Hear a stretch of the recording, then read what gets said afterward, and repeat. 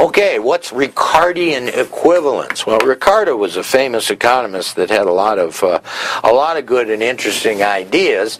And what he said, well, you know, if a tax decrease causes taxpayers to increase savings in anticipation of higher future taxes, right? So the government is spending the same. They reduce taxes to give people more money to spend, but they go, well, you're just going to have to collect these taxes later, so I'm going to, what? Decrease my marginal propensity to consume out of disposable income. I'm going to increase my savings and decrease my spending because I know I'm going to need that money to pay you later on. Now, if the increase in savings or decrease in consumption just offsets the tax decrease, it's termed Ricardian equivalence. Well, in this case, the tax decrease is not going to stimulate the economy because of that tax decrease, they're going to save it all. That's what happens when we have Ricardian equivalence. So they just offset each other, and now this fiscal policy tool of taxes would be impotent. It wouldn't have any effect. Now, we're not saying that this just offsets, but there's certainly an effect we have to consider if we have rational economic agents in the economy. They go, well, just because you cut my taxes this year doesn't mean I don't have to pay for all that government spending. I'm just going to have to pay for it later. But in the extreme case of perfect Ricardian equivalence, increasing spending, issuing debt will have no impact on aggregate demand. Okay, government debt. We talk about a debt ratio. Been in the news quite a bit. What percentage of GDP is government debt? If it's getting high, around 160%, it's probably not sustainable. That country's probably in trouble. If we're down in the 70 to 80%, that's probably sustainable. Well, there's no difference than looking at your own finances, right? How much of your annual salary do you carry in debt? Especially if you take your house out of the equation. Okay. How much debt can you service? You get too much, you're headed for bankruptcy. Keep it in check, you'll probably be all right.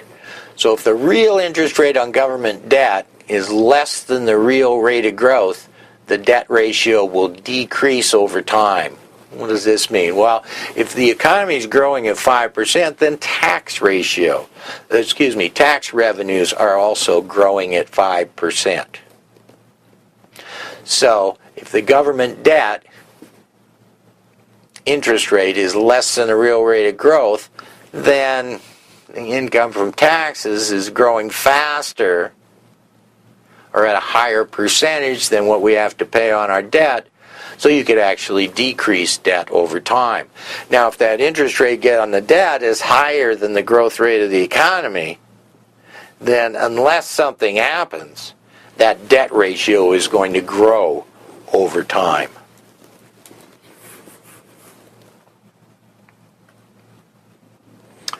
Okay, so should we be concerned about these budget deficits? Some say, yes, we need to be concerned. Others say no.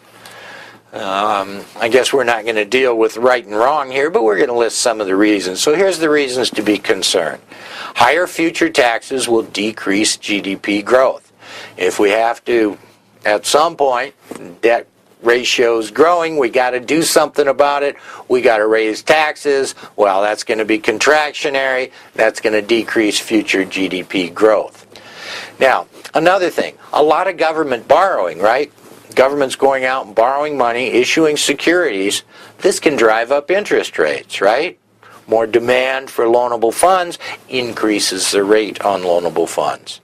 And so these higher rates, businesses are looking at interest rates, deciding how much and to what extent they want to expand, take on new businesses, pursue new opportunities. At higher rates, they're going to do less of that and make less investment. That's the I in our C plus I plus G. This is called crowding out. The government borrowing is raising interest rates, and that's crowding out private investment. which is not thought to be a good thing for the economy, and decreases the investment part. So when we talk about government borrowing to spend, if they're raising that G in C plus I plus G, this crowding out says, well, there's an offsetting effect that's decreasing I, investment by businesses, as government borrowing drives up interest rates. Now, at some point, debt can become risky. We've seen it before in many countries, and many worry that we're headed for it in some of the developed economies as well. So at some point, interest rates rise because of the risk. Country may default or expand the money supply if they can, if they're not part of a currency union, which precludes that. Then they can expand the money supply, cause inflation, and that basically decreases the real value of the debt, but causes all sorts of other problems as well. Now, there are some arguments that deficits shouldn't be concerning, often given by politicians who are spending like crazy. But if the deficit is used to finance capital investment, future GDP will be higher. Well, to the extent that the deficit spending is financing capital investment that's really going to have a future return, is certainly not as concerning as spending it on consumption. Well, you can look at the same thing in your own lives. Okay? If you're borrowing money to invest in a commercial piece of property that has a rate of return, well, that's not really all that concerning. But if you're investing in, borrowing money and taking on more debt just for your own consumption to fly around the world and drink good champagne or whatever kind of consumption you're into, then that's a whole different thing. Now, there is an argument that deficits don't matter if Ricardian equivalence holds. You run a deficit, people just save more, and it doesn't matter, they anticipate the future taxes. Well, that may or may not be true, but either way, it's on our list of 3 arguments of why deficits shouldn't be concerning. Now, the third one says if the economy is operating below capacity, right? If we're below long-run aggregate supply, potential GDP, full employment GDP, then government borrowing is not displacing capital investment. So, what can we conclude from that? Well, we can conclude that crowding out is not as much of an issue when we're operating below capacity. And I think that when economies are below potential GDP, below full employment, there's certainly more comfort, less concerns with running a deficit. If you're running a deficit when you're at full employment and increasing spending, then that's much more concerning. So we certainly haven't solved the question over whether deficits are concerning or not concerning. Certainly at low levels, they're less concerning than they are at high levels. And if Ricardian equivalence holds, they're less, less concerning. And if the deficits are used to finance investment spending in infrastructure that's going to yield future economic benefits, it's less concerning. Okay, now the Keynesians say, go ahead and shift aggregate demand. Let's smooth out these economic cycles. Well, in theory, it sounds real great. How is it in practice? Well, in practice, there's many problems with it. There's political problems, and there's lags. The first is the recognition lag, and you need to learn these 3 terms. Okay, let me underline them for you. The recognition lag, the action lag, and the impact lag. So say the government decides that the economy is headed into recession and they need to change fiscal policy toward an expansionary policy, increase spending, cut taxes, or both. Well, the time it takes to recognize that the economy is actually headed into recession, that's the recognition lag, that time period. Now, once they recognize that, well, with fiscal policy changes, mostly legislation has to be enacted to change tax rates or to approve greater spending. Now, sometimes this has been done rapidly. With tax legislation, it really seems to drag on and on. It's a very touchy subject. This is the action lag. And then even after the bill is passed and signed into law, there's an impact lag. How long for this policy change to have its intended effect? Whether it's through taxes, translating to different spending by consumers, or whether this is a government spending. Well, how fast, if they decide to build this military base for $200 billion, how long does it take to build it? Well, that money is spent over time, and remember the multiplier takes time as well. So the full impact of this policy change may not be felt for an extended period of time. Well, what does that tell us in terms of using these tools, fiscal policy, to fine-tune the economy and dampen out those economic cycles? Well, it can really mess things up. They can do it to stabilize, but maybe by the time the full impact of this government spending reaches the economy, we've already turned the corner and are back in expansion. Well, now rather than a stabilizing influence, it becomes a destabilizing influence. So that's a real problem with using fiscal policy to smooth out these economic cycles. So what are some of the limitations? Well, if we're at full employment, we know that in the short run, an increase in aggregate demand through increasing, say, government spending can increase real GDP above its full employment level, but that's a temporary disequilibrium situation. We said as goods price, input prices, and wages rose, that shifts back short-run aggregate supply. We get back onto long-run aggregate supply or full employment, GDP, and the net effect has just been to increase prices. So remember, in the short run, if we begin at full employment, in the short run, a spending increase, I better write this out, spending increase leads to an increase in real GDP and an increase in prices. But in the long run, it's all prices. Now, if we were below full employment, say due to supply shortages, then even when we're below full employment, this is going to lead to inflation rather than growing GDP if we've got supply shortages. So, if we're at full employment, short run, sure, we're going to get a little bounce in time for the election, but in the long run, it's just going to translate into higher price levels and greater rates of inflation. If the economy is below full employment, then this fiscal spending can help get us back to full employment, unless we're below full employment because of supply shortages, and then it's all going to turn into inflation as well.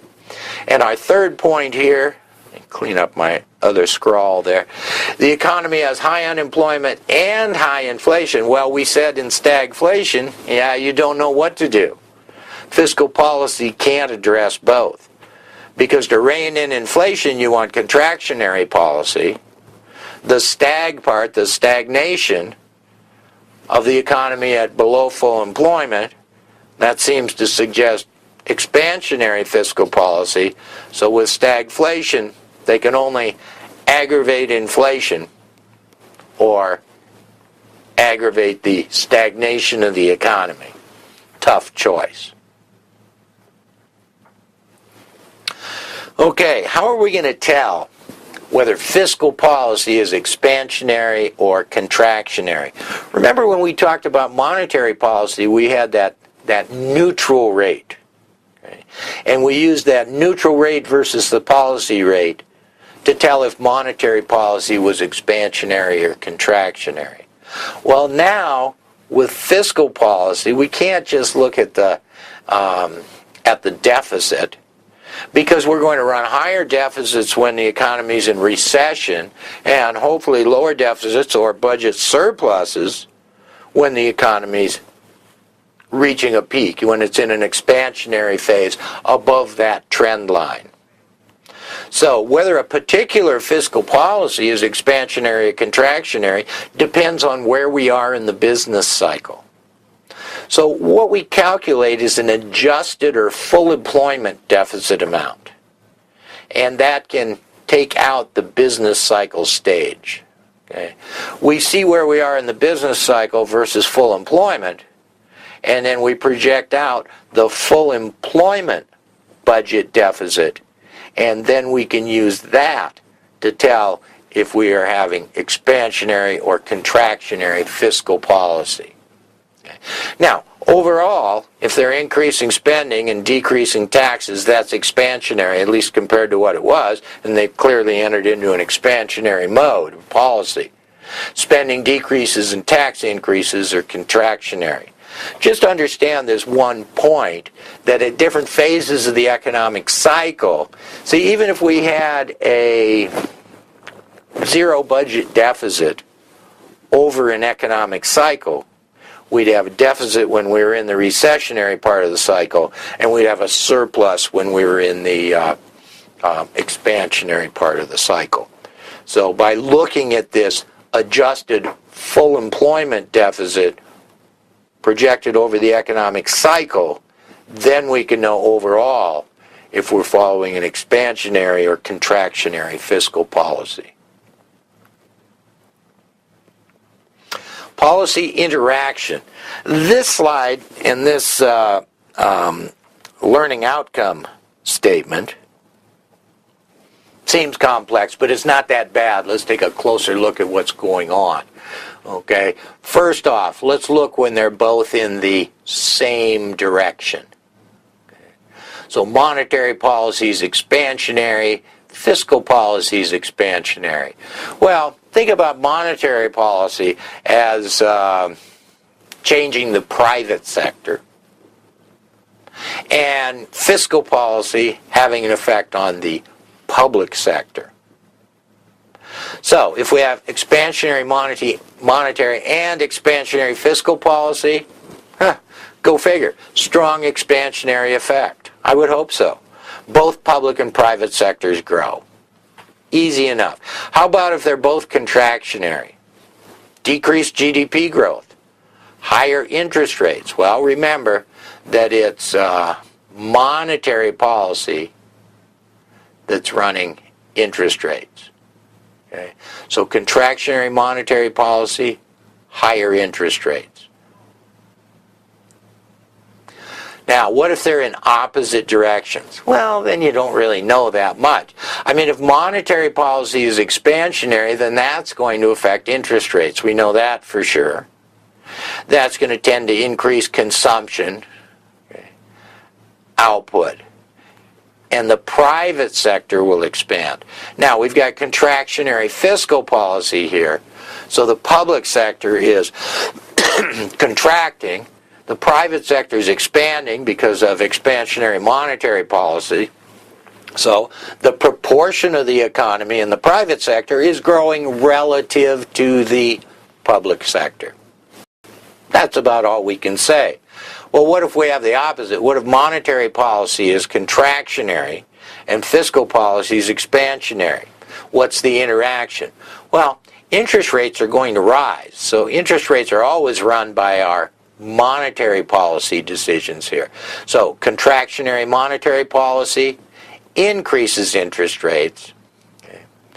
Aggregate demand is likely higher from the fiscal. Right? The monetary policy doesn't transmit through the economy quite as fast as just an increase in government spending can hit the economy. So the public sector is growing now, and the private sector may be shrinking. So if you focus monetary policy on interest rates, fiscal policy on the growth or shrinking of the public sector relative to the private sector, you can pretty much walk through this policy interaction without too much trouble. Okay, last thing for you, got a little bit of a problem. See if you've been listening. The balanced budget multiplier is positive because the tax multiplier effect is stronger than the government purchases multiplier effect. The government purchases multiplier effect is stronger than the tax multiplier effect, or the negative effect of government purchases multiplier is less than the positive effect of the tax multiplier. Well, a lot of words in there. You should be able to recognize that the one we're going to like most is this B here. That's why we said the balanced budget multiplier is positive. Now, the tax multiplier is negative, right? When we increase taxes, decreases aggregate demand, but smaller than the purchases multiplier, which is positive. And we saw that in the example where we did $100 billion worth of spending that turned into, what, $227 billion increase in economic activity, because the government purchases multiplier in our example turned out to be 2.27, and then we had the tax effects, which were, I forget, 182, 185, something like that. So the difference in that was our balanced budget multiplier. The reason we believe that's positive is that this spending multiplier on the plus side was greater than the effect of the tax increase in reducing economic activity because of that smaller multiplier.